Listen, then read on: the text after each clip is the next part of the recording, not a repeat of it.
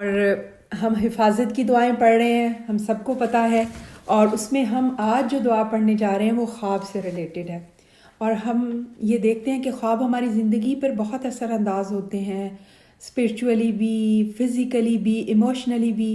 تو خواب جو ہیں وہ ہماری زندگی پہ اثر انداز ہوتے ہیں، تو ہمیں اس کے بارے میں جاننا ہے کہ ہمیں اگر اچھا خواب آئے یا برا خواب آئے تو کیا ہمیں سنت سے کیا پتہ چلتا ہے۔ کچھ خواب سچے ہوتے ہیں، خوشگوار ہوتے ہیں، اور آپ کا پورا دن خوش گزرتا ہے، آپ اس کی حلاوت محسوس کرتے ہیں۔ اور کچھ ناخوشگوار ہوتے ہیں، ناپسندیدہ ہوتے ہیں، ڈرانے ہوتے ہیں، اتنے خوفزدہ آپ کو کر دیتے ہیں کہ بعض دفعہ اگر وہ خواب بار بار آئیں اور انسان انہی کو دیکھتا جائے تو کیا ہوتا ہے کہ پہلے نفسیاتی طور پہ اور پھر فزیکلی بھی بیمار ہو سکتا ہے۔ ایسا ہم سنتے رہتے ہیں۔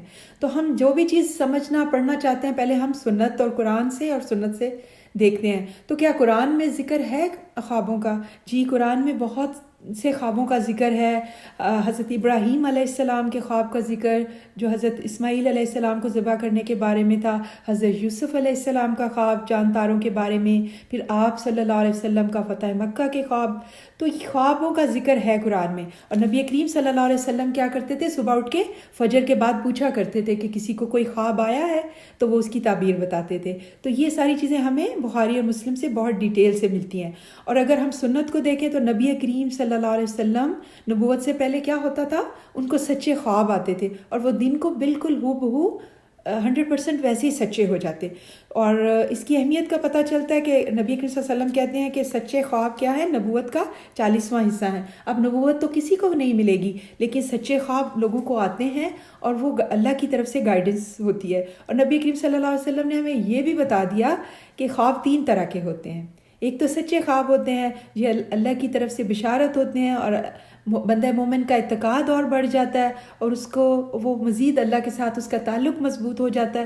اور دوسری طرح کے خواب جو ہیں وہ شیطان کی طرف سے ہوتے ہیں، اور اس کا کیا مقصد ہوتا ہے کہ انسان کے دل کو غم زدہ کرے، اور یہ جھوٹے اور مکروہ خواب ہوتے ہیں۔ اور تیسری طرح کے خواب وہ ہوتے ہیں جو ہمارا برین باڈی کنیکشن ہے نا، یعنی جو ہماری سوچیں ہیں، ہماری جو سیلف ٹاک ہے اور جو ہم کھاتے پیتے ہیں، یہ ساری چیزیں جب ملتی ہیں تو پھر کبھی ہمیں خوابوں میں مختلف طرح سے سامنے آتی ہیں، مختلف علامتوں میں۔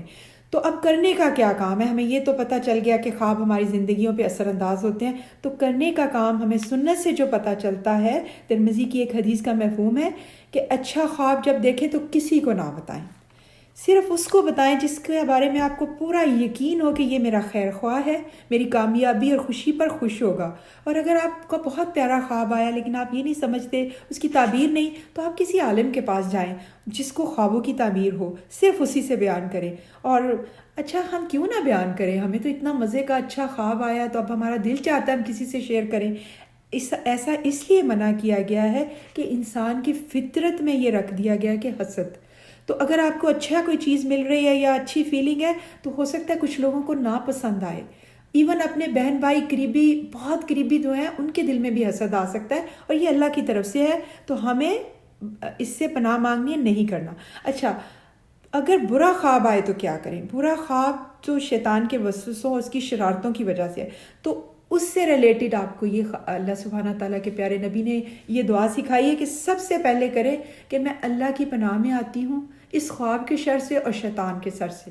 سب سے پہلا کام ہے کہ فوراً اللہ کی پناہ مانگنی، یہ دعا پڑھ لینی ہے کہ اللہ تعالیٰ شیطان کے شر سے میں تیری پناہ میں آتی ہوں۔ پھر خواب کے شر سے کہ یہ جو خواب ہے نا، اللہ تعالیٰ مجھے اس سے محفوظ کر دے۔ اور کیا کریں؟ کروٹ بدل لیں اور 3 دفعہ بائیں طرف اسپٹ کر دیں، کر دیں، تو کیا ہوگا کہ آپ اس کے شر کو زائل کر دیتے ہیں۔ اور اگر آپ کے دل کی دھڑکن تیز ہے اور پریشان ہے تو اٹھ کر نماز پڑھ لیں، تو اس سے کیا ہوگا؟ آپ کے دل کو اطمینان آ جائے گا۔ اور اگر ممکن ہو بلکہ ضرور کوشش کر کے صدقہ دے دیں، تو کیا ہو جائے گا؟ بلائیں ٹل جاتی ہیں۔ پھر اپنی برے خواب کا ذکر کسی سے نہیں کرنا۔ کیوں نہیں کرنا؟ کیونکہ بہت سے علماء کی رائے ہے اور پتہ ہے، اس کے بارے میں بتاتے ہیں کہ یہ پرندوں کے 2 پروں کے ساتھ معلق ہوتا ہے خواب۔ جیسے ہی آپ اس کا ذکر کرتے ہیں برے خواب کا کسی، وہ واقع ہو جاتا ہے۔ تو اس کو زائل کرنے کے طریقے آپ کو بتا دیے ہیں کہ، اور مزے کی بات ہے اور خوشی کی بات یہ ہے کہ برا خواب آپ کو نقصان ہی نہیں دے سکتا۔ ہے نا یہ سمجھنے کی بات کہ برا خواب آپ کو نقصان ہی نہیں دے سکتا، شیطان کا سارا حربہ فعل اگر ہم دعا پڑھ لیتے ہیں اور سنت کے مطابق عمل کرتے ہیں۔ اچھا، اگر آپ یہ چاہتے ہیں کہ ہمیں خواب اس طرح کے آئیں ہی نہ، یعنی ہمیں کوئی خواب ایسے، ہمیں کوئی خوفزدہ کرنے والے خواب نہ آئیں، تو ہمیں رات کو ہی باوضو سونا ہے، آیت الکرسی پڑھ کے سونا ہے، اللہ تعالیٰ کی حفاظت میں پہلے ہی رہے، تاکہ کچھ ایسا، جیسے وہ کہتے ہیں نا علاج پرہیز جو ہے وہ علاج سے بہتر ہے، تو ہم اللہ سبحانہ تعالیٰ کی بتائی ہوئی پیارے نبی صلی اللہ علیہ وسلم کی تمام دعائیں پڑھیں اور ہر طرح کے شر سے محفوظ ہو جائیں گے اگر ہم آیت الکرسی کو پڑھیں۔ اللہ تعالیٰ ہمیں دعائیں صحیح طرح سے مانگنے والا، سنت کے مطابق کرنے والا بنا دے، آمین۔ السلام علیکم ورحمۃ اللہ وبرکاتہ۔